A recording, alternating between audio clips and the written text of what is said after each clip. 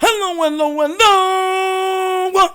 You're tuning to the episode of TheWunderkindShow. Today's second topic, the second most hated quarterback in the league. Look.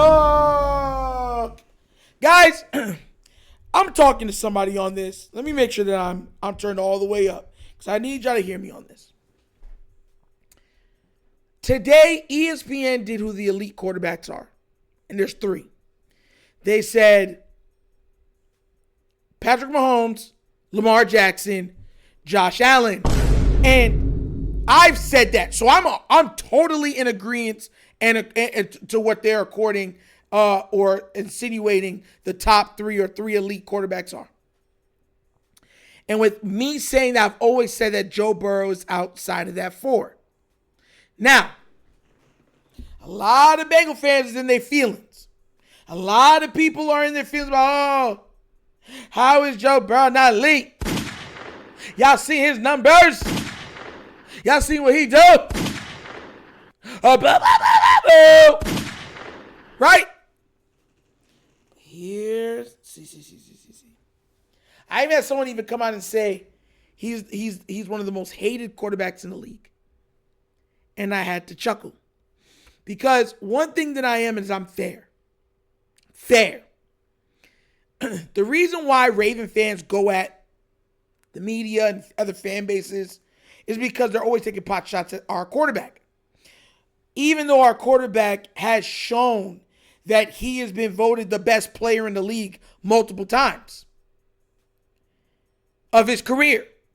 And to make it worse, 2 of those years, he didn't finish the season over injury. Lamar Jackson has finished 5 complete seasons, and he's looking like he's going to get his 3rd MVP. That's a crazy statistic. But here's my thing about when people talk about hated and not hated. Lamar Jackson is undoubtedly the most hated quarterback in the league. You can't even argue it. It's not something that is up for debate. We are talking facts and facts only. We're not talking opinion-based. Bills fans, stay over there. The second most hated quarterback, though, and for the life of me, I don't get it, is Mr. Jalen Hurts. A.K.A. Big Hurts. I'm going to choose my words carefully with this.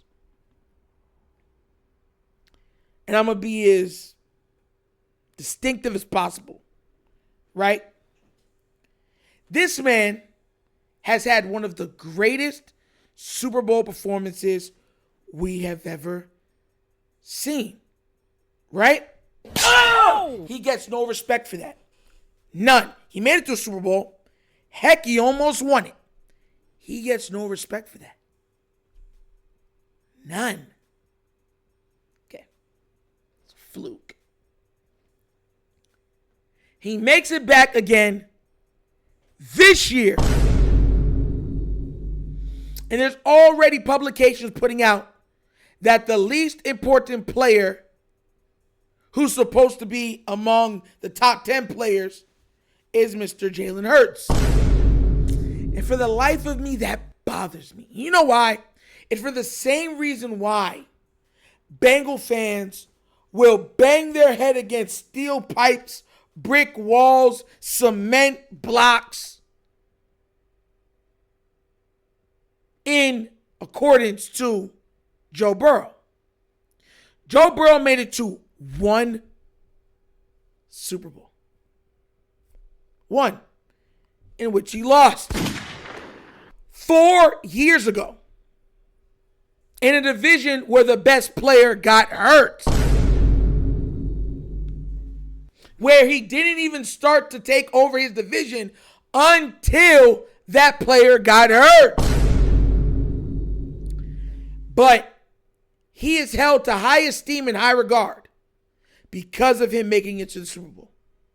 Mind you, for context, Joe Burrow accounted for 5 touchdowns during that run. Just to let you know, he played in the wild card, the divisional, the AFC Championship game, and the Super Bowl. That is 4 games. He accounted for 5 touchdowns in those 4 games. So he was undoubtedly carried by his defense. Can't even argue it. All-stars, Pro Bowls, whatever you want to call them, surrounded all around him. He gets praised. He gets exalted. He gets treated like he has just completed the path of apotheosis. I know some people's going to say, what's apotheosis? It's pretty much, turning into a godlike figure. I know. Sometimes, I'm sorry. My vocabulary is quite vast. I tune it down, and at times, I'm sorry, that came out. But I want y'all to understand how the media views him and Burrow. Him, Super Bowls don't matter that he's made it to it. He's made it to 2-2 in 3 years.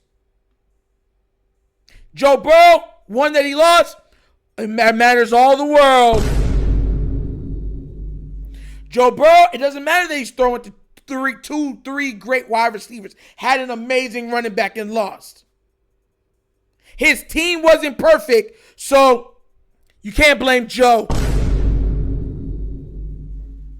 He's carried by his team because he has such great help. You see, stuff like this bothers me. Look, 2 things can be right at the same time. Does Jalen Hurts have a lot of help? Yes. That's factual. You can't even argue it. That's a shout out to his GM of never feeling like enough is enough. And that mindset might get them a Super Bowl this year. Because we've seen too many times as Raven fans, our team say, we're good enough. Zay Flowers and Bateman, good enough. The O-line can't even stop EDC from getting through the line. Good enough.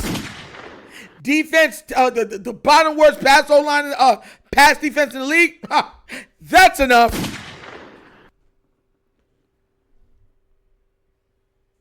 See my problem? Do you see where I might be bothered by that? Because that's the perception. Perception becomes reality. Reality becomes truth. Why do they hate him so?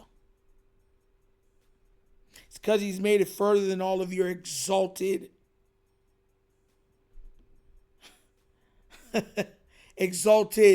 demigods at QB. Huh? Is that why?